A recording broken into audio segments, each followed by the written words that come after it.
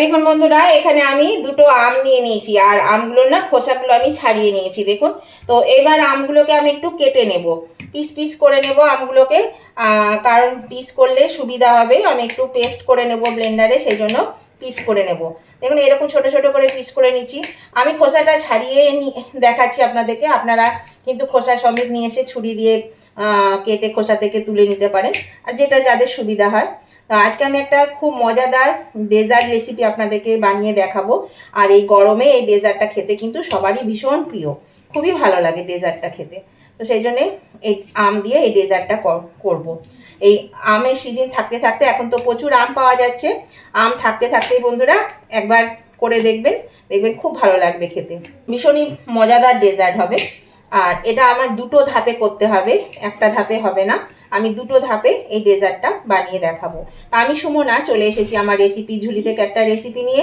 আশা করি আপনারা সকলে ভালো আছেন, সুস্থ আছেন। আমার পরিবারে আমার সকল বন্ধুদের স্বাগত জানিয়ে আজকের রেসিপি আমি শুরু করছি।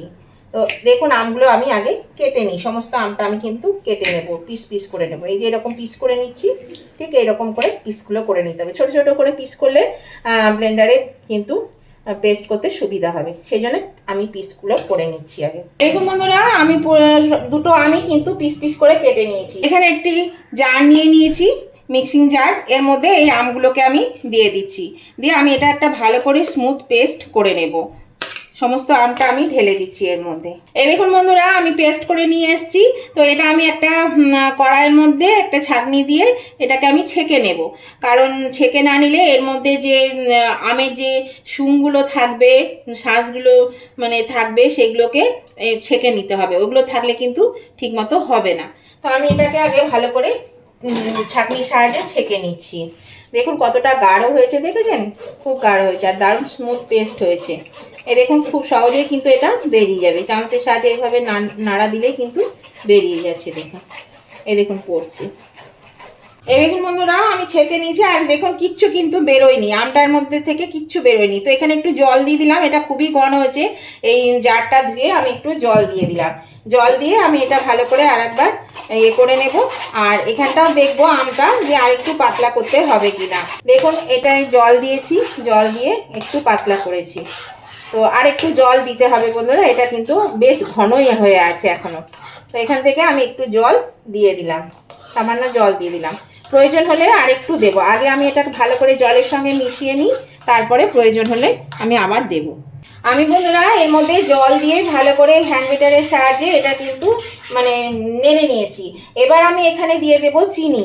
এই চিনিটা আমি এখানে 2 টেবিল স্পুন মতন চিনি নিয়েছি।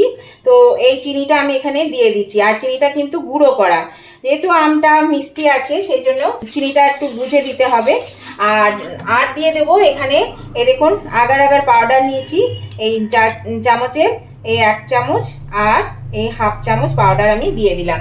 দিয়ে এটা খুব ভালো করে মিশিয়ে নিতে হবে। আর এটা কিন্তু ঠান্ডা অবস্থাতেই মিশিয়ে নিতে হবে, গরম করে মেশানো যাবে না।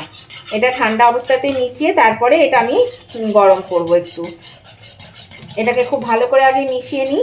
আর চিনিটা আমার গুঁড়ো ছিল বলে দিয়েছি, চিনি যদি গুঁড়ো করা থাকে তো দেবেন, নাহলে পরে এমনি দিয়ে দেবেন, এটা গলে যাবে, কোনো অসুবিধা নেই। তো এটা ভালো করে মিশিয়ে নিয়ে এবার আমি চলে যাব সরাসরি গ্যাসের চুলায়।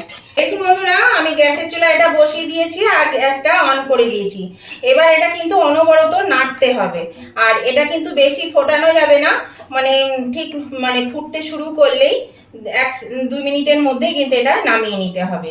আর এখানে দেখুন আমি একটা ট্রে নিয়ে নিয়েছি, এই ট্রের মধ্যে একটু ঘি লাগিয়ে নিয়েছি যাতে এটা সহজেই উঠে যায়। তো সেই জন্য ওই ট্রেটাই আগে থেকে ঘি মাখিয়ে রেখে দিলাম। তো এটা ফুটতে শুরু করুক। এই দেখুন বন্ধুরা, এটা কিন্তু ফুটতে শুরু করেছে। দেখুন আমি কিন্তু বেশিক্ষণ ফোটাবো না, একটুখানি ফুটিয়েই আমি এটা ঢেলে নেব। দেখুন 1 মিনিট মতন ফুটিয়ে নিই। এই দেখুন বন্ধুরা, এটা হয়ে গেছে, এটা কিন্তু ভালোই বলক শুরু হয়ে গেছে। আমি গ্যাসটা অফ করে দিলাম, গ্যাসটা অফ করে দিয়ে আমি একবার এখানে ঢেলে নেব। দেখুন এই যে এর মধ্যে আমি ঢেলে নিচ্ছি, এই পাত্রটার মধ্যে। এই দেখুন বন্ধুরা, আমার ঢালা হয়ে গেছে। এটা আমি একটু এরকমভাবে ঠুকে দিলাম, তাহলে পরে কি হবে, ভেতরে যদি হাওয়া বাতাস থাকে সেটা বেরিয়ে যাবে।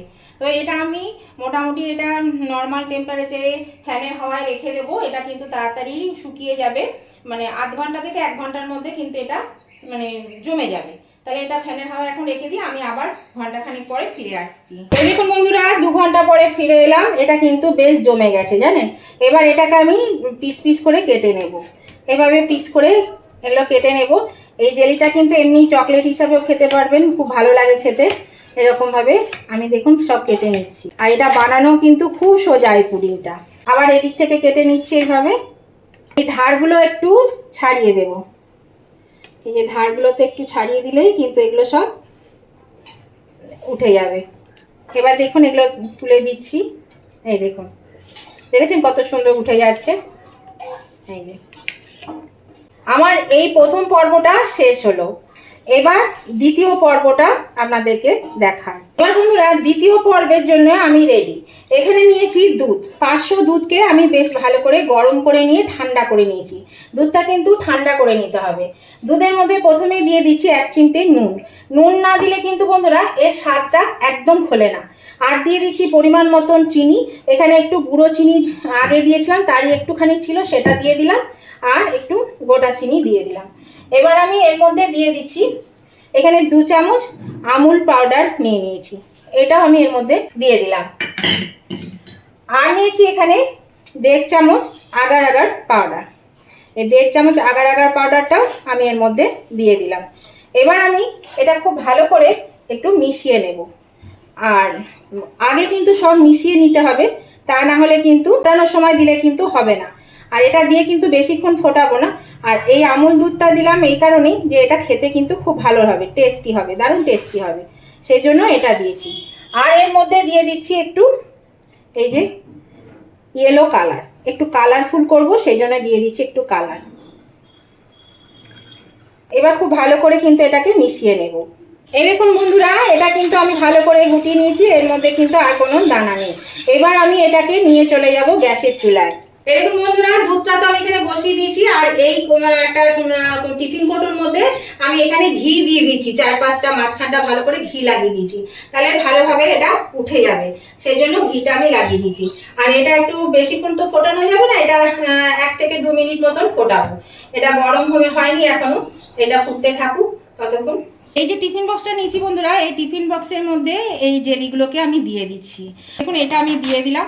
আর এদিকে দেখুন এটাও কিন্তু ফুটতে শুরু করেছে, এই যে এটা কিন্তু ফুটতে শুরু করেছে। আমি 1 মিনিট 1.5 মিনিট মতন একটু এটা ফুটিয়ে নেব, দিয়ে আমি এটার মধ্যে টিফিন বক্সটার মধ্যে ঢেলে দেবো। এটা মানে খুব তাড়াতাড়ি করতে হবে কাজটা, তার কারণ হচ্ছে যখনই এটা মানে বন্ধ করে দেবেন তখনই কিন্তু ঠান্ডা হয়ে যাবে।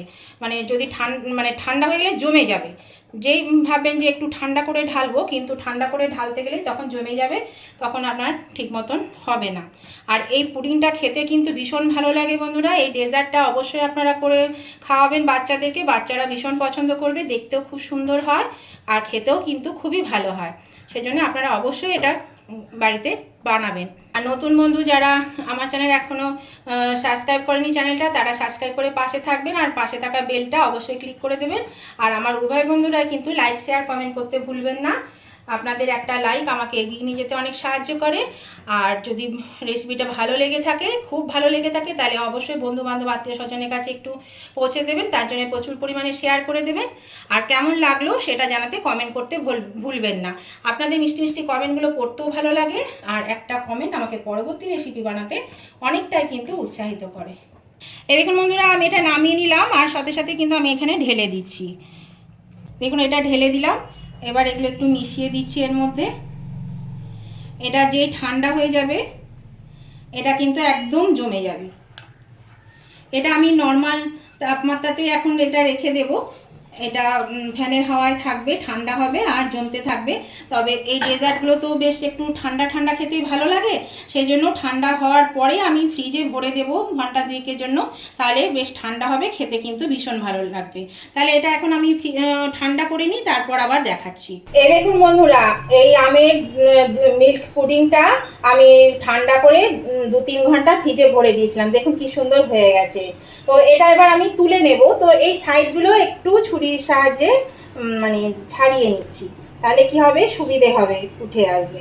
দেখুন কি সুন্দর হয়ে গেছে, একদম লাগলো না ছুরিতে, দেখেছেন। তো এটা আমি এবার তুলে নেব। এই ট্রের মধ্যে বন্ধুরা এটাকে আমি উল্টে দিচ্ছি, দেখুন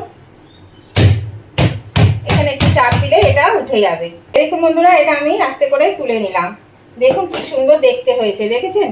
আর কতটা মানে সফট হয়েছে, নরম হয়েছে দেখুন। তো এটা আমি এবার কেটে নিচ্ছি। দেখুন এই যে এইভাবে আমি পিস করে নিচ্ছি। তো দেখলেন তো বন্ধুরা, এই আমের মিল্ক পুডিং কত সুন্দর, কত সহজে কিন্তু এটা বানানো যায়। দেখেছেন কত সহজে এটা বানিয়ে নিয়েছি। তো এই দেখুন আমি দেখাচ্ছি আপনাদেরকে, এই দেখুন কি সুন্দর দেখতে লাগছে। এই যে এই দেখুন। তো এটা আমি একটা সার্ভিং ডিশে তুলে নিই। এই দেখুন বন্ধুরা, আমি সার্ভিং ডিশে তুলে নিয়েছি। আমি কেটে দেখিয়ে দিচ্ছি আপনাদেরকে। দেখুন কতটা সুন্দর হয়েছে। এই দেখুন, এটা কিন্তু দারুণ খেতে হয়েছে, খুব সুন্দর হয়েছে। তো বন্ধুরা, আজকে ম্যাঙ্গো মিল্ক পুডিং আপনাদের যদি ভালো লেগে থাকে তাহলে উভয় বন্ধুরাই কিন্তু লাইক শেয়ার কমেন্ট করে দেবেন, আর নতুন বন্ধুরা সাবস্ক্রাইব করে আমার পাশে থাকবেন, আর পাশে থাকা বেলটা অবশ্যই ক্লিক করে দেবেন। তো আজকের মতন ভিডিওটা আমি এখানেই শেষ করলাম। আবার নতুন ধরনের নতুন কোনো ভিডিও নিয়ে চলে আসবো। ততদিন আপনারা ভালো থাকবেন, সুস্থ থাকবেন। Tata, bye bye.